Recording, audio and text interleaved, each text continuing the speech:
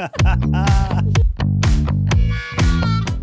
do you define the word success? Welcome to the Relive the Moments podcast. I'm John Lim.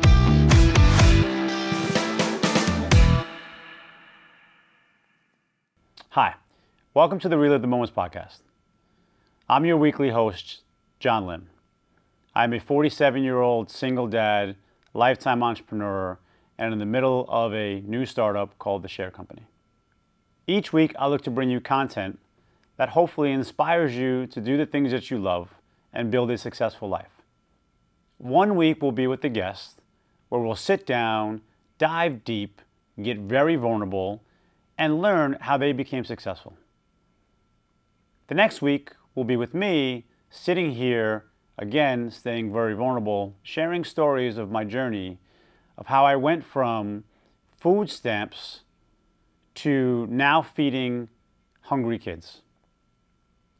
In between the weeks that we are not interviewing guests to talking about their success and how they got there, reliving the journey and along the way, the people that helped them become successful. I will be doing a 10-minute interview here with you, sharing my journey and my insights and the road that it took me to get here today. You see, I launched this podcast all because I saw a video on Instagram from Jesse Itzler. If you don't know Jesse, I encourage you to look him up. He's a super famous and successful entrepreneur, but if you listen to his story, he's just a kid that had an idea that was willing to take a chance on himself and on his ideas. And that I admire. But he has this thing that he does every year. It comes from a Japanese proverb. It's called a Misogi. And a Misogi is each year you do a defining event. Maybe it's run a marathon. Maybe it's climb Mount Everest. Well, my Misogi this year is to launch a podcast. Now, unlike him doing it in the year 2025 or 2026, I'm doing it in my 47th year. I started my first company at 10 years old, building a very large paper route with my grandmother, God rest her soul, and that really drove me to become the entrepreneur that I am today. I'm hoping to share insights, both painful and successful, with you each week, not just from myself and my own story, but from other people's stories that they'll share with us. Now first, let's define success, something that I ask all my guests. I learned early on from a very interesting jeweler that I got to work next to when I was 19 in the White Plains Mall Galleria.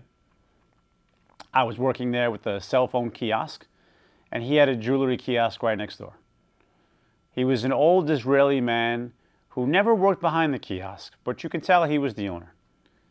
And each night we would sit down and talk when it was slow, and he'd always give me different pieces of advice. Now, I swear this guy was part of the Jewish mafia. He always had his little hat on, a toothpick in his mouth, and the way he talked to me just reminded me about others that I knew that were in that lifestyle from when I was a kid. And he told me, John, do you know how you define a man's success? I was 19, I was hustling, I was doing my very best to handle college during the day, work at night, 7 days a week to try to make as much money as I could to even pay for college. And I said, yeah. I said, it's how much money you have in your bank account? He said, no. A man's success is defined by how many people show up for his funeral. And that hit me hard. It always stuck with me that, wow, people never know how successful they are. Because we think it's just about money, especially being here in America. Right? The American dream, make as much money as possible, capitalism, all of that. We are the birth of billionaires. But when you think about that statement,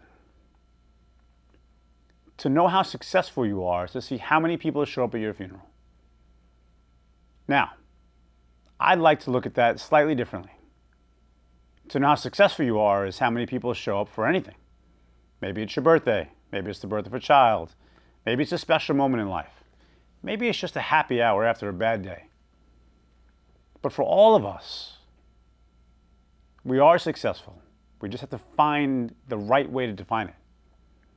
For me, I was never driven by money. I had to make money to survive. I had to make money to eat. That's why I started so young.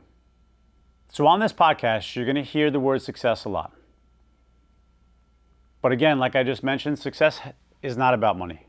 Yes, money is a driving force for success. Why? Because money allows you freedom. Now, what is freedom? Freedom is the ability to have time to do the things that you love and spend time with the people that you love. And that's what really success means to me personally. And this is why, yes, you do need money. It's like fuel for your car. You can go as far as you can afford. But it shouldn't be the driver of your success. Success should be how many moments in life you can create, not just by yourself, but with others. So during the podcast, we are going to relive these moments together. With our guests, we're going to ask them questions like, who was the most influential person in your life? And let's relive that moment with that person. When you got older, did you have a mentor? Did you have anybody that guided you to be where you are today? And if so, let's relive that moment with them.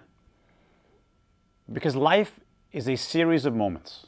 That's all it is. Yet, we don't spend enough time reliving those moments. And that's why at the Relive the Moments podcast, I'm going to focus our energy to share with you highlights, insights, journeys, real live examples of how successful people navigated their life to get to where they are today, including myself. Look, my life wasn't easy. My life is not easy now as a single dad of 3 children. But my life is great because I'm blessed to be able to continue to build moments with my kids, with my friends, with my family, with my colleagues that I enjoy, that I capture, and that I get to relive always. And that's what life's about.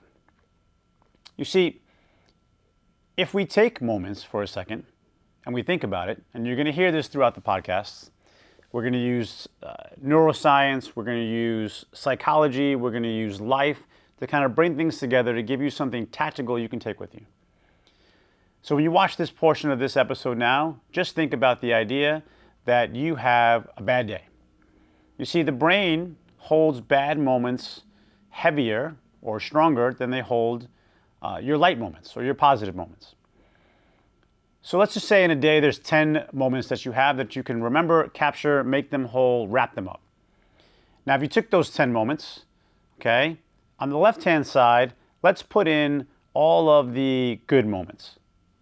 Let's say today there was 8 good moments, so we drop 8 balls into this jar. Then on the right-hand side, there was 2 bad moments, so we're going to drop 2 balls into that jar. Now, if you go home and you ask your husband, your wife, your girlfriend, your friend, anyone, how was your day, honey? And they said, I had a really bad day. Okay, what happened? They're going to remember that one moment that made it bad. They're going to forget about the 8 moments that they had that were all positive. In any other thing in life, this is a win. Okay? If you look at sports, we scored 8 goals, they scored 2. We won. I'm a basketball guy. You're going to hear these analogies a lot. We have 8 baskets. They have 2. We won. You made $800 today. It cost you $200 to make $800. You won. Today is a good day. But our brain tracks the negative moments more than the positive ones. So we get triggered to make it a bad day.